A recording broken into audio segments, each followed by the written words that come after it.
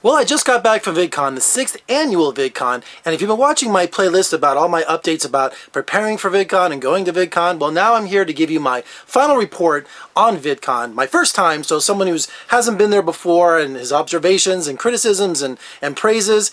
Here we go. First of all, I'm from Las Vegas, so I drove out to Anaheim, California. Maybe took 4 or 5 hours. I left about 5 o'clock that morning, checked into my hotel room, walked to the convention center. I was pretty close. Just totally humid craziness. As I got closer to the convention center, you could just see a sea of tweens. And I'm talking about just girls just everywhere you could look. They were all there to meet their favorite YouTube stars. So I headed down to registration, which was kind of confusing, trying to figure out where you're supposed to go. You're supposed to go down to go up and all this kind of craziness. And you get in this giant, like, it looked like a giant parking bay almost that would fit like 10,000 cars. And I was getting in line, and they have these signs up above, and I was in the wrong line for about 30 minutes because I'm a creator. I'm not there as community, which is to meet the fans. I'm there as a creator. So I got in a different line, and it was real easy. I got my badge. I was ready to go. So then as I left, they gave you this cool little Vidcon little bag here that was all kinds of stuff in there. You got where's my thing here?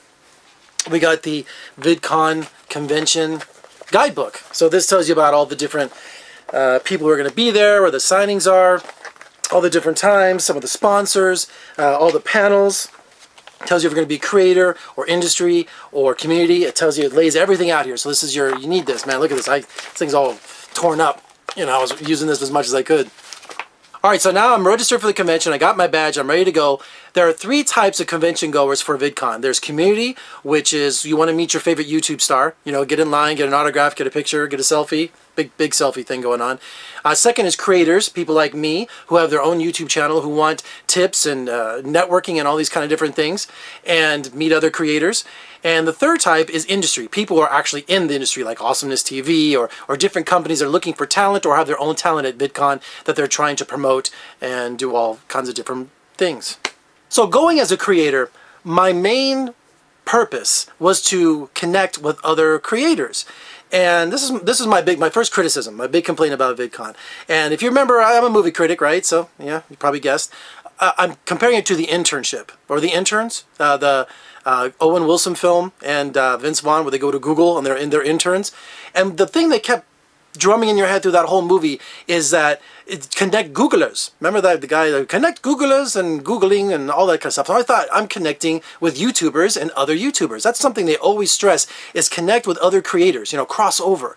And that was my biggest complaint. So I got this book out and I looked at a lot of the panels, and I think maybe out of 3 days there was like 3 panels that really applied to me.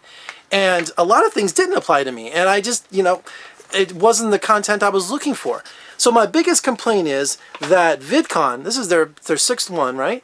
They needed to connect creators better. So let's say, you know, there's creators there that have music channels who want to be the next Justin Bieber. They should have mixers. They should have panels specifically for that type of creator. Film critics, people who are in entertainment, people that can network with other film creators, gamers, tons of gamers walking around.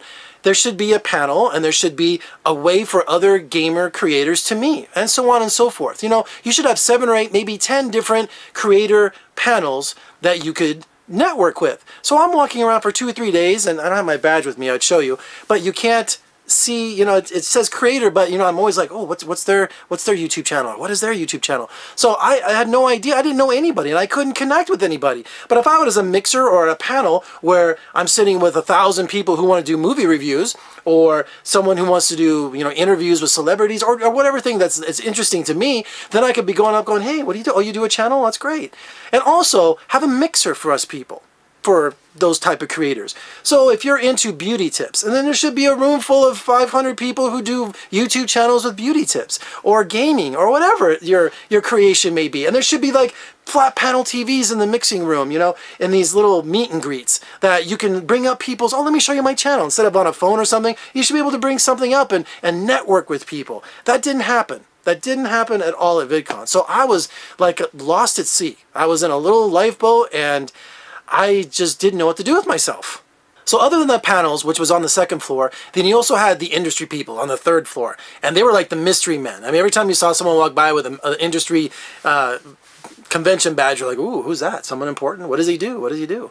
And then finally, you have the convention floor, which was pretty cool. It was more to bring brand awareness to YouTubers, you know, to get their name out there. You had Jimmy Fallon and The Tonight Show, and then across the way you had Jimmy Kimmel, and, you know, his show over on, you can get a picture of Jimmy Kimmel or do a mean tweet.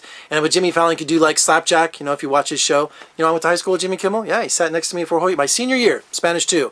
Jimmy, hire me. Then you had Taco Bell, you know, had all different type of YouTube creators, popular YouTube stars. They had some of their personal items and stuff, and what else? You had Nickelodeon there and all kinds of games going on. So the convention floor, once you walked around it for about an hour, you know, you're pretty much done with that. All right, other than the panels, the signing going on, you had the convention floor. You also had a couple stages that were pretty cool. If it applied to you, you had Kia sponsoring a stage, meaning that YouTubers would come out and you could see them sit on a chair and do like an interview style show, like a talk show. Also Panasonic had one, and boy, just the screams, the tween screams. I mean, you think One Direction was in the building. It was just, you hear just random gaggles of just hundreds of girls screaming. It was a trip. I'm telling you, it was a trip. And finally out front, it was really cool. In front of the convention center, they had the big Vidcon banner, and they also had food trucks and Awesomeness TV, which is a big YouTube channel, a lot of content, you know, original creative content. And they had a musical stage out front. You could even stand out on their stage and have be the next YouTube star. They were looking for talent, so you go up there and audition. That was pretty cool too.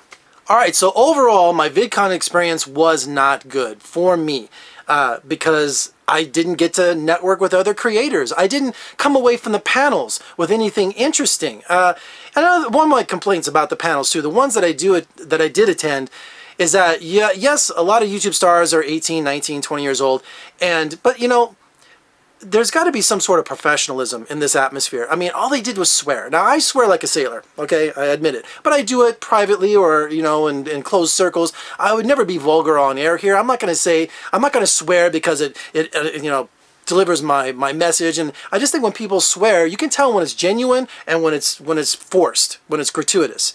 And that's all they did on some of these panels I went to. I mean, especially the overseas people, the British, the English, just F this, F that, sexual experiences, all this stuff. And I'm like, I'm looking over to the left of me, and there's like a 10-year-old kid. And then there's over here, there's like a 12-year-old girl. It's like, come on, use some maturity here. Why do you have to swear constantly? Even when I watch some YouTube videos, you know, even some other film critics, I'm watching and they're going, F this and that's that, and you know, blah, blah, blah. I'm like, man, that just shows real ignorance, okay? I'm all for free speech and I'm all for you to express yourself. But when you swear like that, it just, you know, you're trying to act like you're a big shot, and it just comes across that way. So what's my plan for next year's VidCon? Am I going? Absolutely. I mean, this is not going to deter me because now I know what to expect. I'm going to start my letter writing campaign. I'm going to start my email campaign. I'm going to start being on the other side because that is what's important for VidCon, at least to me. So not seeing creators that do what I do, I'm going to organize that. I'm going to get a hold of VidCon people and say, look, I want to be on a panel. I want to organize a panel. I want to sponsor a mixer. I want to get people like-minded and get them together next year. I don't want to be this, you know, lonely guy walking around going, gee, I don't know anybody. Who am I supposed to talk to?